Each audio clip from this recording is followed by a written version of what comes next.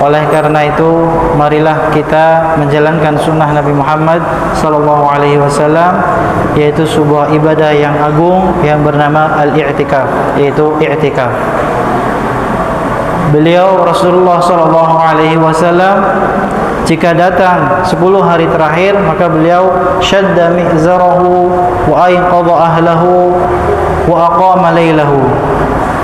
Beliau selalu mengencangkan ikat pinggangnya, kemudian membangunkan saudara-saudaranya, kemudian menghidupkan malamnya.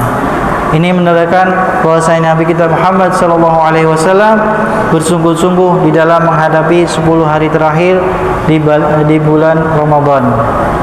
Al-i'tikaf secara bahasa adalah al-lubthu, berdiam diri di dalam masjid. Secara istilah adalah al-lubthu fil masjidi biniyatin makhsusatin. Seseorang yang berdiam diri di dalam masjid dengan niat khusus, maka dia sudah dianggap beriktikaf. Wa aqalluhu walau sa'atan. Paling sedikit seseorang beriktikaf adalah walaupun hanya sejenak.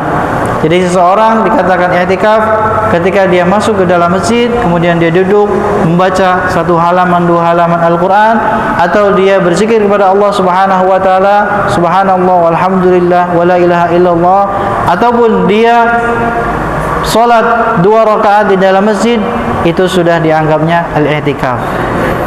Hukum i'tikaf adalah sunnah, dicintai oleh Allah Subhanahu wa taala, dan lebih disunahkan lagi ketika masuk bulan Ramadan, dan lebih disunahkan lagi ketika masuk 10 hari terakhir bulan Ramadan. Dan itu yang dicontohkan oleh Rasul sallallahu alaihi wasallam.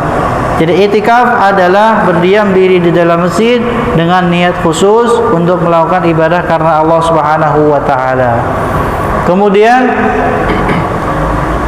apa yang membuat seseorang boleh melakukan ketika i'tikaf? Ketika i'tikaf yang dilakukan di dalam masjid adalah ibadah-ibadah kepada Allah Subhanahu wa taala, seperti membaca Al-Quran, kemudian melakukan solat-solat sunnah, kemudian membaca Al-Quran dan merenungi maknanya, kemudian berdoa kepada Allah Subhanahu wa taala.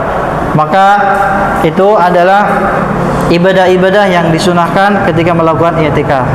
Adapun pembatas i'tikaf atau pembatal i'tikaf adalah jika dia seseorang keluar dari masjid, maka sudah dianggap batal di dalam i'tikaf.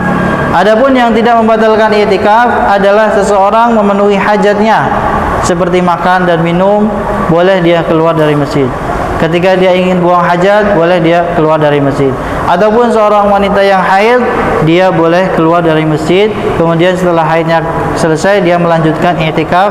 Kemudian orang yang sakit, boleh juga dia keluar ke rumahnya, kemudian kembali lagi meneruskan i'tikafnya. Maka ini adalah orang-orang yang tidak batal i'tikafnya. Adapun tingkatan i'tikaf, para ulama mengatakan ada 4 tingkatan i'tikaf. Tingkatan yang paling baik adalah dia beriktikaf 10 hari 10 malam di dalam masjid. Ini yang tingkatan yang paling sempurna.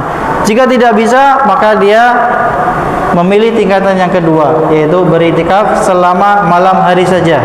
Di 10 malam hari di bulan Ramadan, dia berdiam diri dalam masjid selama 10 hari di malam-malamnya saja.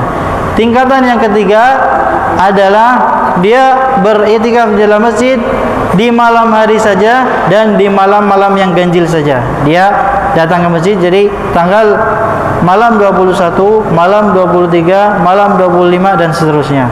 Ini tingkatan yang ketiga.